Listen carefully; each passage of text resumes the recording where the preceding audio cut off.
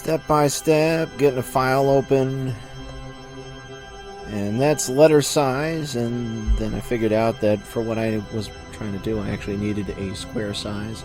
That's because I was creating circles here using the line tool and the polar coordinates, which warps it like so, if you do regular to circular. That's because I wanted two spheres just so. You notice that there's actually a gap in each one, and that's because the lines actually went out to different lengths. It's because it was able to pick up the lines even though they went off of the canvas. A good way to solve that is, well, you can create like a layer and sort of like crop the edges off it. But I've got them on two different layers there, and I'm doing this sort of effect where there's a sort of like a solar flare thing sort of joining on these two cosmic bodies or planets or gas giants or what have you.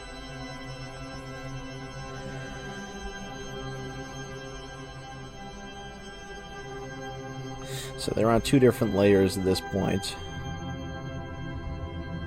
And to get everything to match, I've got them filled in with the paint bucket there a couple of times. That way there's no... doing it just once will leave a little outline. So you got to double it up. And so I've got it with a select tool there. I selected the amount of pixels and I got it so that the line thickness is uniform throughout there. Alright, so the same layer now.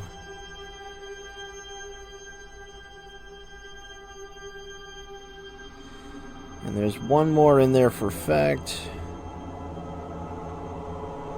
Fill it the other way around. And then sort of with the a lot of afterwork with the paintbrush here, just sort of getting it put back together. Even though this is a two-dimensional image, you know, a lot of stuff with the layers and such, it winds up being very much like building it, like sculpting it almost. At least that's the impression I'm always having. You know, you having to keep track what's on where, what's under where.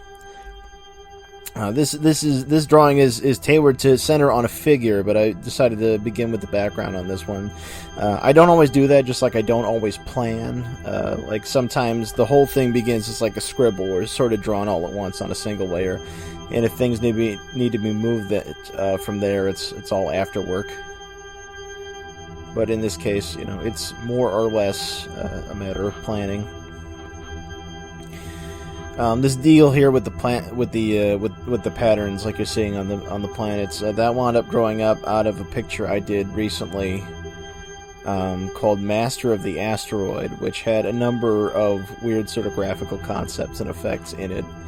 And that one was created very differently to this one, because this picture is built up entirely from scratch, and one of the reasons it's built up entirely from scratch is that's just better for display purposes, because you actually see, you know, me doing something original. But on some pictures I'll actually recycle a bit. I'll take pieces of an earlier image and like reverse it over itself and then like create things out of the patterns from there. That's how Master of the Asteroid was done.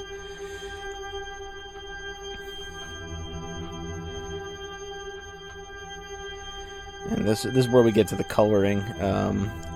One technique I've been doing recently is to get the lines all copied up onto another layer. And that way, the line's fidelity is preserved. They don't wind up getting fatter or anything like that. And the stuff underneath the paint bucket just sort of bleeds into it, because there's always a little bit of excess, a little bit of bleed. You know, almost as if it was actual, like almost as if it was a physical medium. This is all done in Photoshop CS4, but most of the principles here seem to hold true in later versions. I've used a couple of later versions of Photoshop, namely 5 and 6, and the one from the current year.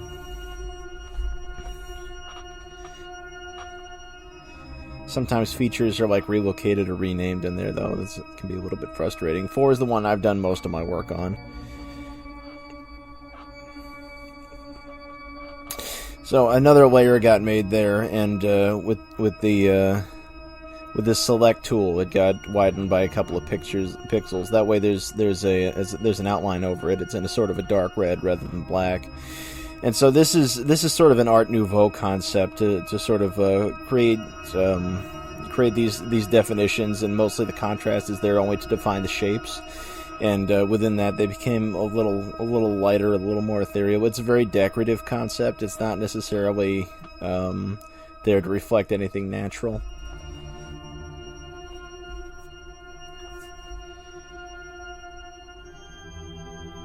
Now, this one got done the other way around because the line color was created on this green planet here by bringing the select in and then altering the levels on the green.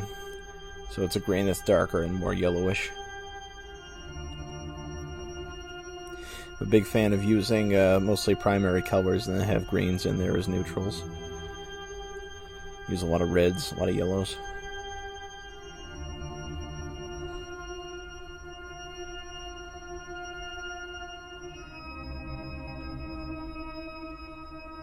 And this one will play out much the same as the other one did. That's the magic wand tool you see me using quite a bit to select areas to fill in. One thing that I enjoy about coloring directly into Photoshop, drawing directly into Photoshop with a tablet, as opposed to drawing things on paper and scanning them in, is that if I intend to color them at any point in Photoshop, the stuff that I got from the paper, inevitably there'll be some sort of a defect there where the lines won't quite be filled the way I intended, the way that I prefer for that purpose. And I have to go and do a lot of afterwork to sort of like make it so it's colorable. Because you can color, just straight up, using the brush, but that could be tedious. That's why there's all this paint bucket activity taking place here. Now, this is another layer. This is intended for the background, but I'm doing it in the foreground just so I can see it. Too lazy to wink out the planets there. This is a very graphic type of work. It's most things in there are for effect more than anything. And I've got it lightened up, and like the opacity drops at one point there, and it's just there to be slight, to sort of be discovered later on. It's not necessarily for the initial impression, but it's sort of like a nebula type thing. Just straight brushwork doing here. See some of the coloring with the magic wand, and then using it to knock it out, and then again like pulling it in, because if you just color the way the lines are, they'll actually show through a little bit. Like if you have it to occupy the same space in another layer, for some reason it'll always show through by like a pixel or two. So you gotta keep it trimmed. Titling and saving, because I knew what I was drawing in the first place in this case. A lot of my better works are more discovered than they are created, though. At least the ones that I like better. Once in a great while, I'll have something of a rigid vision, and I'll be able to put it together. But there's a lot of discovery along the way.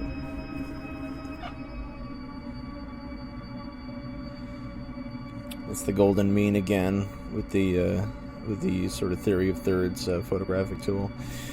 And here's one of the foreground items here. So we're done with planets, and here's a spaceship getting put together here. There's not too much to be said, just because this is all brushwork in here. This is just straight drawing.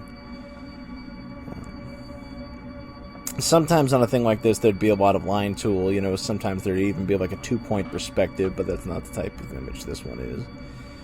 Plus, those are always multiple setting type pictures. That's like if I were to record that, it would probably be hours long, just because of the amount of time that usually gets sunk into that. Anything involving like even a single point perspective, there's a lot of rigidness, a lot of boring repetition.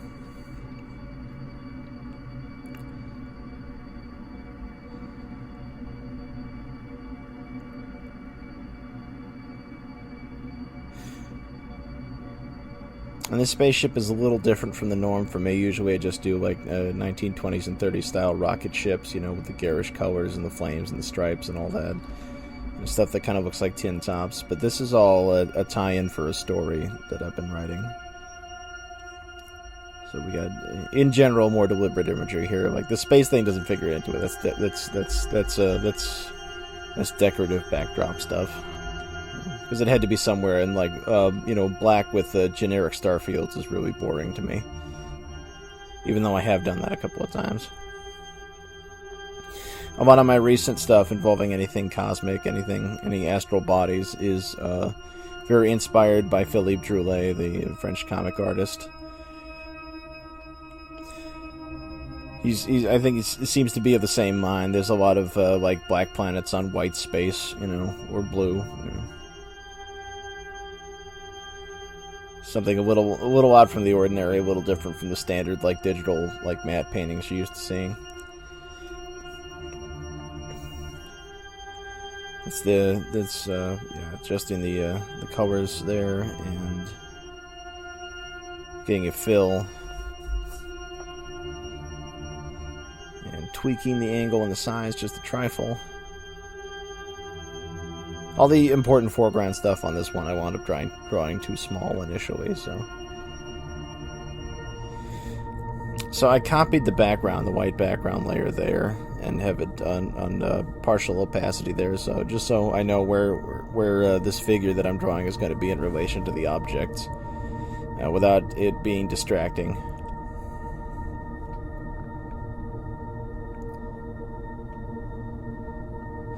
Pretty standard type of figure for me, like elvish alien type character.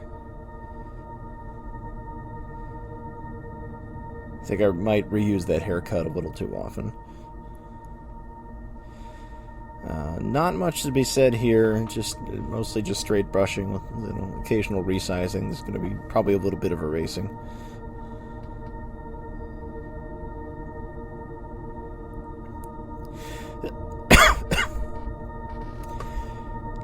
Some of my figures just originate as scribbles and details of like their accoutrements, like whether they have weapons or accessories or details of their costume are sometimes dictated by just like straight lines and how I interpret them. But not in this case. Sometimes I'll do underdrawing as well, sometimes extensive underdrawing, but this is all more spur of the moment. This is also because this was done to be recorded, so there was an effort to make it less laborious.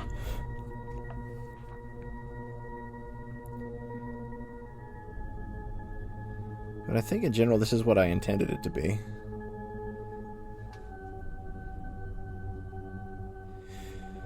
This one has the same as a lot of my recent coloring techniques, in that I create an outline and then I get a solid fill for it, then I copy the lines, or I select the lines and I use it to get black onto the generic fill below, and that way there's something for the paint bucket to fill into. Because the paint bucket behaves just like liquid; it will go wherever it fits, and so if there's a break in your line, it'll just go through the line. Getting kind of generic flesh tone in there, and the leg goes behind the spaceship, so just kind of sloppily fill it in, because this is only in the foreground to be worked on.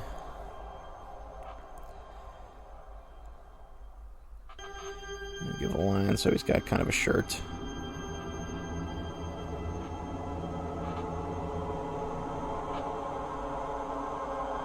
My characters are rarely guilty of modest clothing.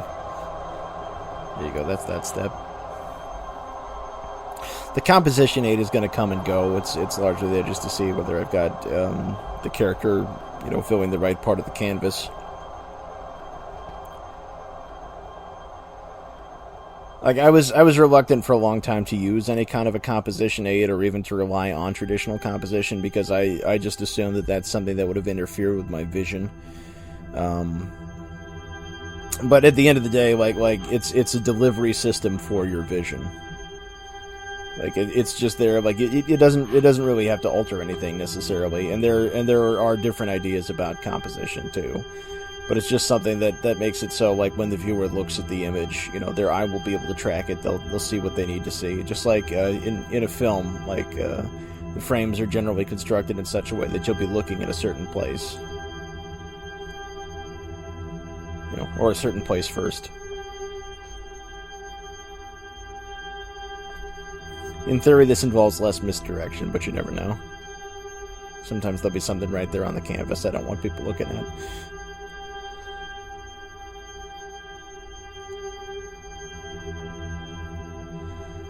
to fill in now, hair color and such.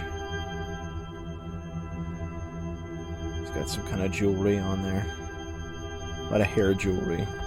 I don't know if that makes any sense to reality, but human beings also don't normally have hair that thick, you know, to where they could support one of those curl things. But there you go.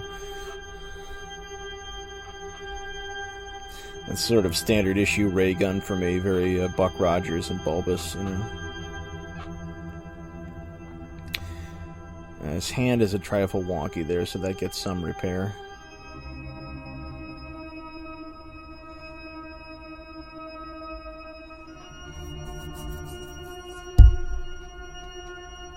A little bit Popeye there with big forearms.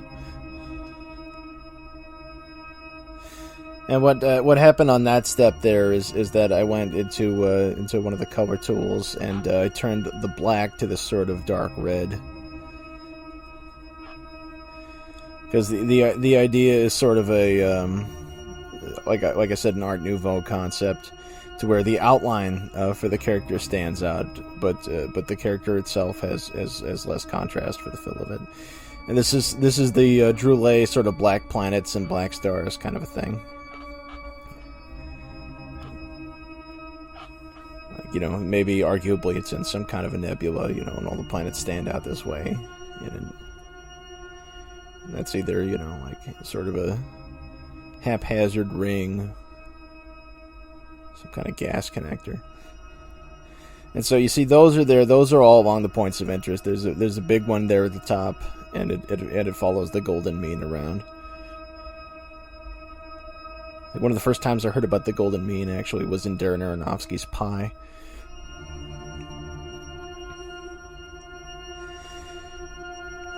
You probably all noticed I do a lot with borders. In this one, I selected the inside of the custom shape tool square. And so I created sort of a box. I could have left it like that, and it might have been fine. But in this case, I'm using a title card. A lot of my works are very poster-esque.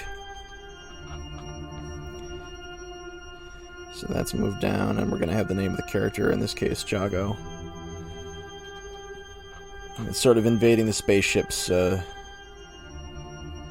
territory there. I could have just cut that off, but I decided to slide it down. And we're using the select tool in here again to bring up part of it. That keeps everything uniform, you know, it's centered.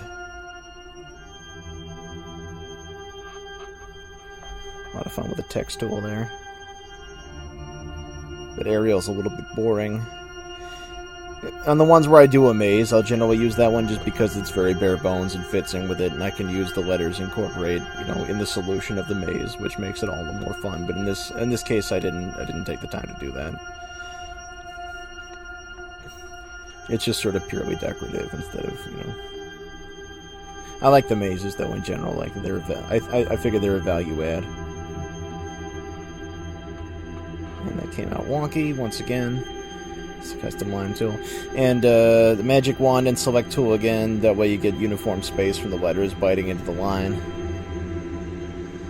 And the white's gone, and now it's a hole in there, so you can see some of the nebula showing through. And now we get the line selected. Well, what I did is actually the stuff that was black there initially, it's going to have another black layer behind it, and the layer from the surface is now red. That was executed with the gradient tool. And voila, completed with levels adjusted on a different computer. That's all for now.